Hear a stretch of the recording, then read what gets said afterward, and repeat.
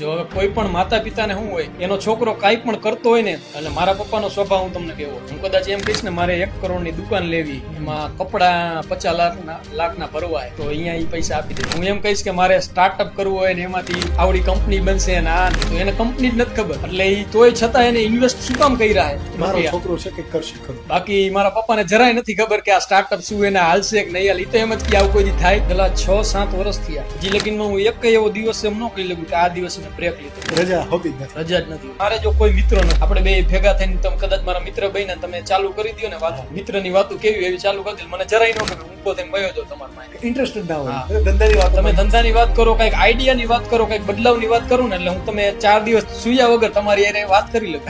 જ્યાંથી સ્ટાર્ટઅપ ચાલુ કર્યું ને ત્યાંથી 100 સમસ્યા આવી છે. એવું નથી કે આ બધું સ્મૂથ જ હાલે કઈ કઈ તકલીફ નથી પડી. અને હું તમને એક વસ્તુ એ કહું જેટલી પણ આ ઇન્ડિયામાં બેસ્ટ પ્રોડક્ટ બનાવતી કંપની રહી ને બધી જ ઓર્સોલમના છત્રી નીચે આવી જશે. એટલે કેવડી કંપની ઓર્સોલમ થઈ તમે વિચારો.